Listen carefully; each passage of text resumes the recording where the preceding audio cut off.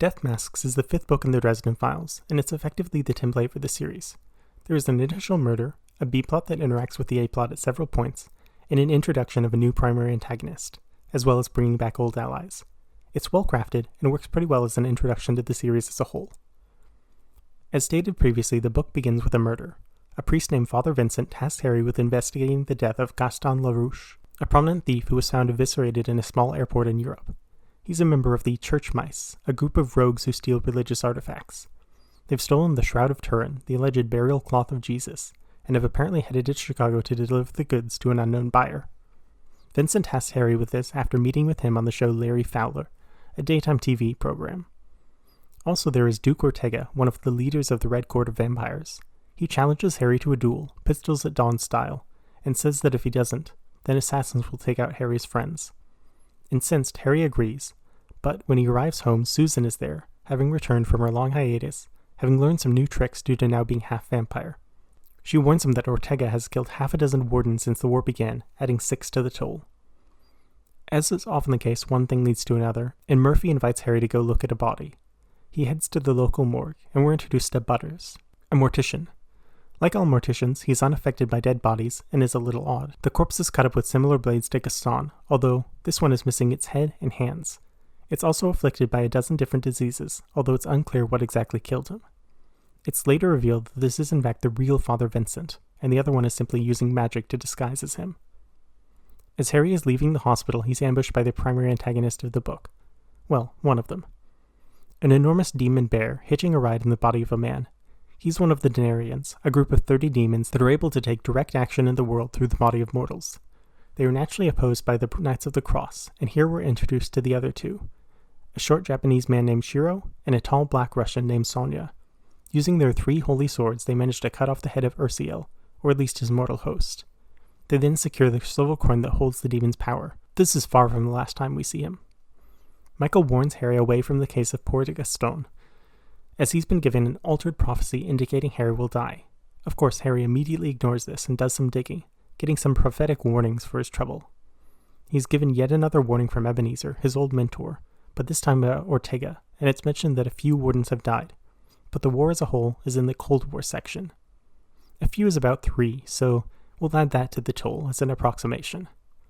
Eventually, Harry turns up the boat that the remaining church mice, Anna and Francesca, are staying at, and he dives in head first, ignoring his intuition and getting himself held up at gunpoint. That's the exact moment that another Denarian comes onto the scene, this one Medusa with razor blades instead of snakes. She slices up Francesca, killing her immediately, but Anna manages to escape with the shroud. Dresden gets beat up, but manages to get away as well, and finds the location where the deal is going down, a swanky hotel. Before he can do that, however, he has to deal with the duel, and meets up with Ortega to decide terms. He brings Shiro as his second in the duel, as Michael is unavailable, and Ortega is saddled with Thomas as his. Thomas mentions that he had a hitman following him for a few days, but he introduced him to his succubus sisters, so we can safely count him as dead. Harry heads up to the drop location, and discovers the buyer is Marcone, the head of crime in Chicagoland. Unperturbed, he tries to snatch the shroud from Anna, but is defeated by his own chivalry, yet again, and gets tripped up. Unfortunately, 2 more Denarians show up, Snakeboy Cassius and Nicodemus, the leader of the group. Negotiations go awry, and everyone flees, but unfortunately Dresden is caught and loses the shroud. While it's certainly not atypical for Dresden to lose, here it feels fairly real and raw, like something terrible might actually happen to him. A big part of that is Nicodemus's character. He's casually evil with a capital E, a millennia-old demon with big plans, who treats killing as just another item on a shopping list. One of his later lines is, "Apocalypse is a state of mind," and that really highlights the difference between him and the other antagonists. Another difference is that he truly believes he is saving the world, that he is on the good side of history, in the long run. This is not exactly unique. Very few people believe themselves the bad guy, but with him the evil he does is so vile that the dichotomy between the 2 points of view creates something special. We also learn a bit about his history from Father Horthill, a local priest. He says that the church and its militant allies have tried to kill him, but in many centuries of trying they've always failed.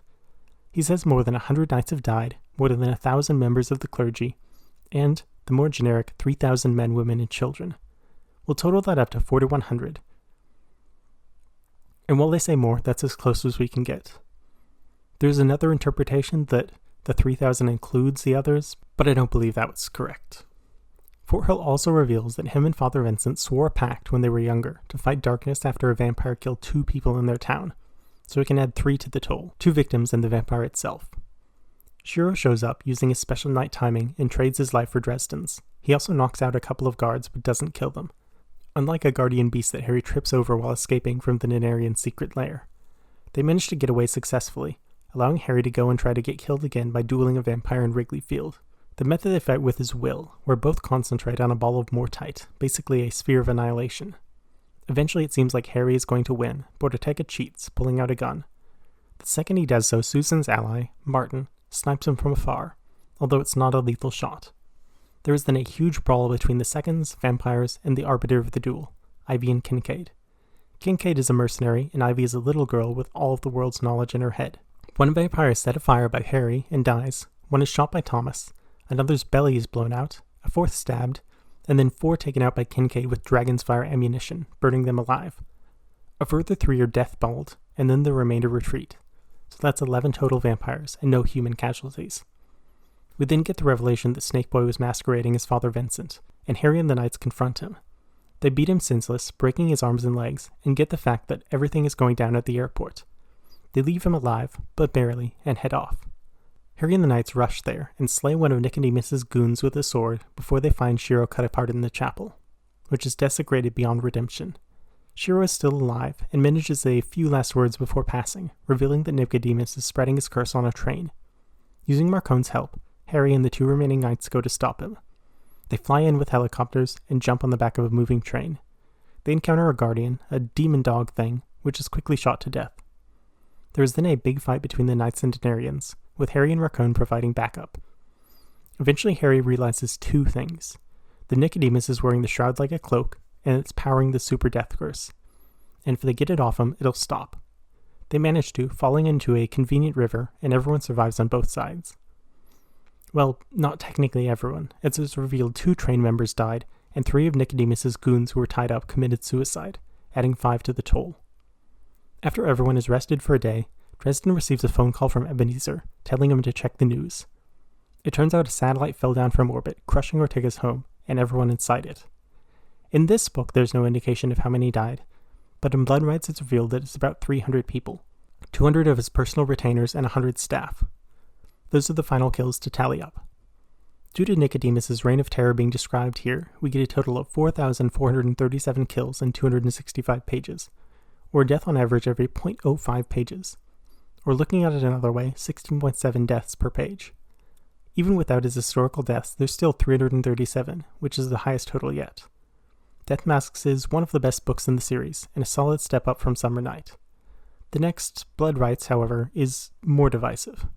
We'll tackle that next time, but I hope you've enjoyed this video. As always, be well.